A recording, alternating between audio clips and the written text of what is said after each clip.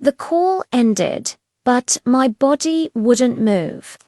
The phone was still warm in my palm, like it held a faint breath. The room was silent, but my chest was a storm. Outside, the city carried on its usual chatter, the hum of passing cars, a distant radio, waves of laughter. I told myself to sleep. I even squeezed my eyes shut, but my mind had other plans. It just wouldn't quiet down. Something had shifted. Nothing dramatic, nothing loud. Just a tiny tremor, enough to make rest feel impossible.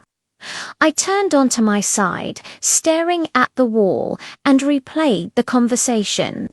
I kept going over his pauses, the careful way he said my name, the vulnerability in his voice when he admitted he was afraid. "You're not my student anymore."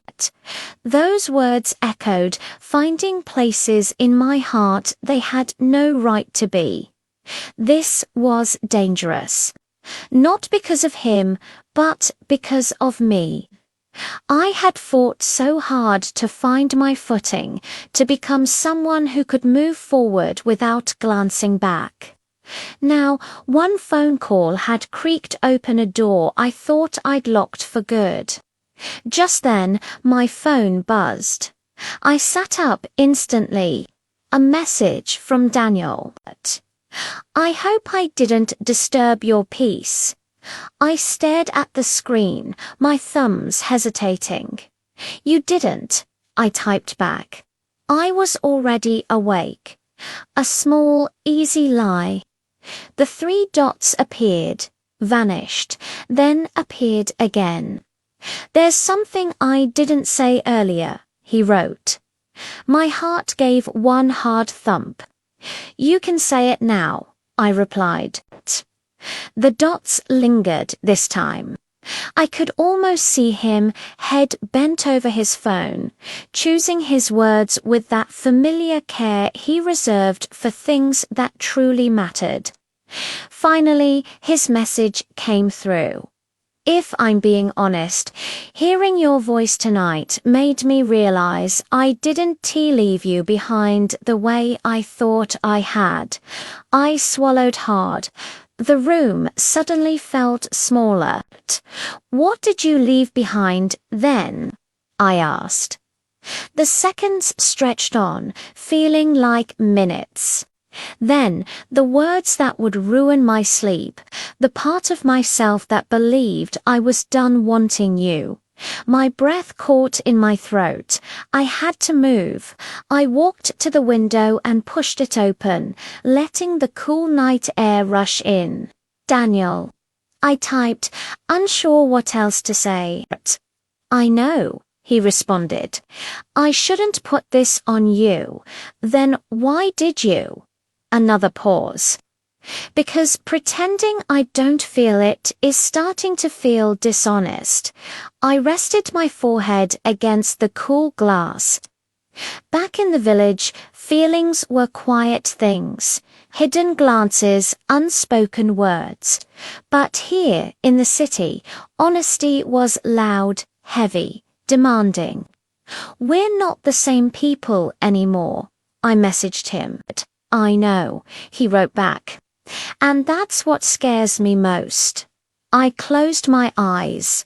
"What if I want you like this?" I whispered to myself as I typed. "What if the version of me you remember no longer exists?" His reply was quick. "Then I want to meet the one who replaced her." My chest tightened. This wasn't nostalgia anymore. This was a choice standing quietly between us. "I'm trying to build something for myself here," I typed, needing him to understand. "I know. And I don't want to stand in front of that, but you're standing close," I pointed out. A long, tense pause followed. Then his words put the choice squarely in my hands. "Tell me if I should step back." This was it. The moment that would define everything. I thought of my mother's face when I left the folded exam slip in my bag, the promise I'd made to myself. And yet, not tonight, I wrote 3 small, dangerous words. The dots appeared immediately. Then I'll stay here, quietly. I couldn't help but smile. You don't know how to stay quietly. A soft reply came back instantly. Only for you.